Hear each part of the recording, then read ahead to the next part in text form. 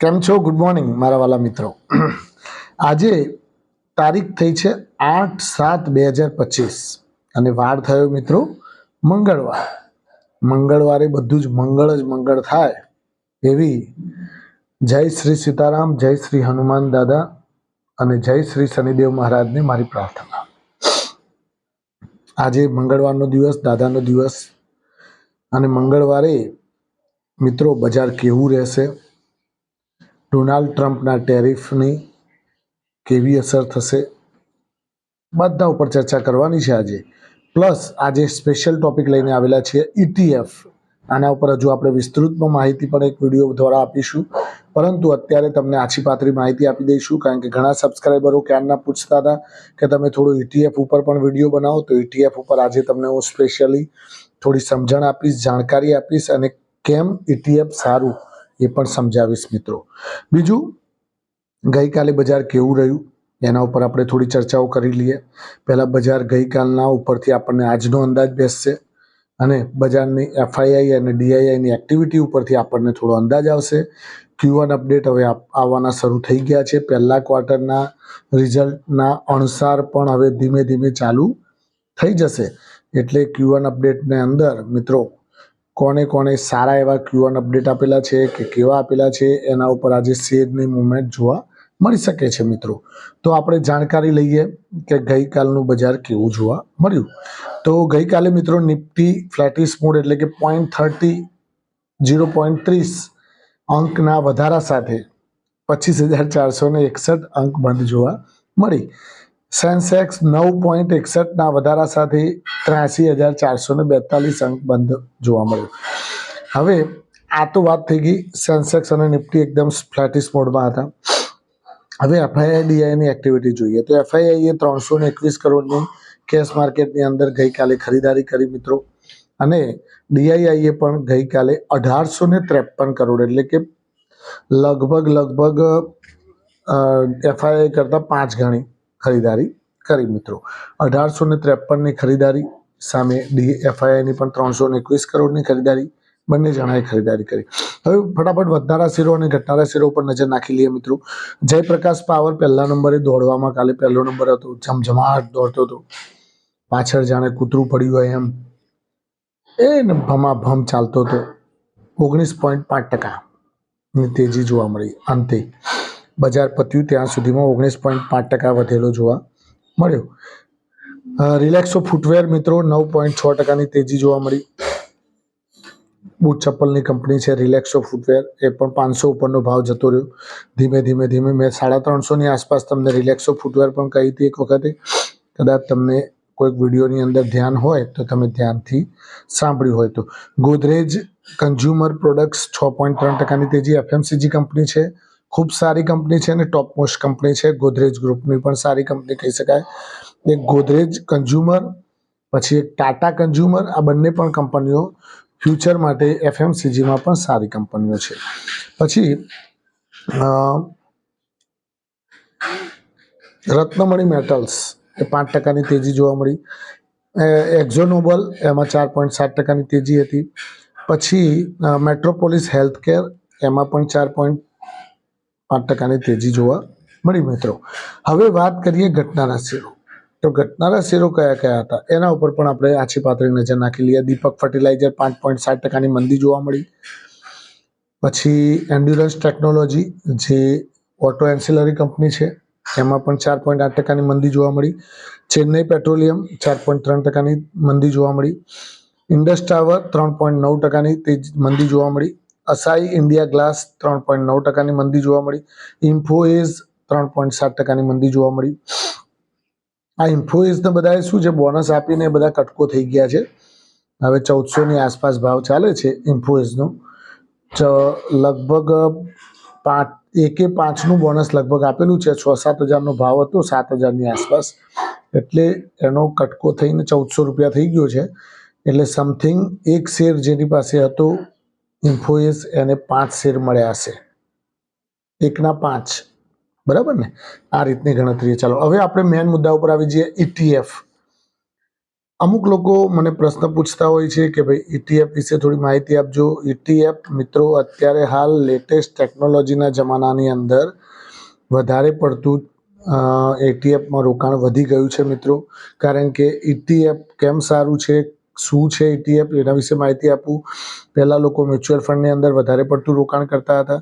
Mutual ફંડની અંદર રોકાણ અત્યારે પણ સારું એવું થઈ રહ્યું છે, પણ એના કરતાં પણ વધારે સારું ETFની અંદર રોકાણ થઈ રહ્યું છે. ETF એટલે શું? તો ETFનું પૂરું નામ છે મિત્રો exchange traded fund. Exchange traded fund, exchange દ્વારા ટ્રેડ કરવામાં આવતું ફંડ, એને કહેવાય exchange traded fund, ETF. Okay, હવે આ ETFમાં રોકાણ કરવાથી શું શું ફાયદા અને કેવી રીતે રોકાણ કરાય? આ એક શેરના જેમ જ આનું એક ટ્રેડિંગ થતું હોય છે મિત્રો. હું તમને એક એવરેજ એક ઉદાહરણ આપું કે દાખલા તરીકે તમારે IT સેક્ટરમાં રોકાણ કરવું છે. તો IT સેક્ટરમાં તમારે રોકાણ કરવું હોય તો તમારે અલગ અલગ શેરો પકડવા પડે, જેમ કે ઇન્ફોસિસ, TCS, વિપ્રો, બધામાં પાછા 10,000-20,000 નાખો. વિપ્રો, પછી tech Mahindra, HCL technology, LTI Mindtree, persistent system, આ બધી કંપનીઓમાં તમારે રોકાણ કરવું હોય તો તમારે અલગ અલગ રોકાણ કરવું પડે. એના કરતાં ETFમાં રોકાણ કરવાનું. ETF એટલે કેવું કે કોઈ પણ એક કંપનીનું ETF તમે લઈ લો. દાખલા તરીકે હું તમને કહું કે HDFC IT ETF ફંડ, તો HDFC દ્વારા જે IT સેક્ટરમાં ટ્રેડ થતો ETF, એનું નામ લખવાનું એટલે ઓટોમેટિક આવી જશે. અને એનું જે વેલ્યુ ચાલતી હોય, દાખલા તરીકે એની 20 રૂપિયા કે 25 રૂપિયા કે 22 રૂપિયા, જે પણ વેલ્યુ ચાલતી હોય એ પ્રમાણે એના એ શેર લેવાના. 22 રૂપિયાનું ચાલતું હોય તો તમારે 10,000 રોકવા હોય તો 10,000 ભાગ્યા 22, એટલે એટલી ક્વોન્ટિટી જેમ શેર લેતા હોય એ રીતે તમારે એને ખરીદવાના હોય છે. ખરું ને મિત્રો? એટલે આ વસ્તુ તમે જ્યારે ખરીદશો એટલે એ સેમ ટુ સેમ CDSLના ખાતામાં જશે અને એ તમારે CDSLના પોર્ટફોલિયોમાં સેટઅપ થશે. ખરું ને મિત્રો? હવે આ તમારે ડાયરેક્ટ અલગ અલગ રોકાણ કરવાની જરૂર ના પડી. હવે આ HDFC IT ETF ફંડ, આ તો એક ઉદાહરણ આપ્યું. પછી આ જ રીતે નિપોન IT ETF ફંડ ચાલે છે, ICICI IT ETF ફંડ ચાલે છે. એ રીતે અલગ અલગ કંપનીઓના ફંડ ચાલતા હોય છે. તો આ ETF ફંડની અંદર રોકાણ કરવાથી આ ETF ફંડ એ બધી કંપનીઓમાં રોકાણ કરે છે. દાખલા તરીકે આ ETF ફંડમાં તમે રોકાણ કર્યું, ભાઈ મનસુખભાઈએ ETF ફંડમાં રોકાણ કર્યું, કરશનભાઈએ ETF ફંડમાં રોકાણ કર્યું, જયંતિભાઈએ ETF ફંડમાં રોકાણ કર્યું.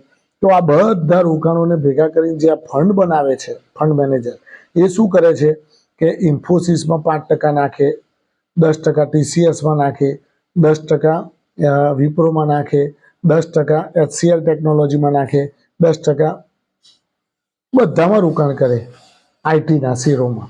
અને જ્યારે IT સેક્ટર ચાલે એટલે તમારું આખું ETF ફંડ દોડતું જોવા મળે આઈટીનું. ખબર પડી ગઈ તમને? બીજી વસ્તુ,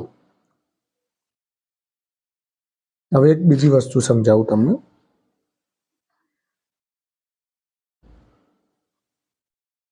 કે ETF ફંડમાં સ્મોલ કેપમાં તમારે રોકાણ કરવું હોય તો અલગ અલગ શેરો શોધવાની જરૂર નથી.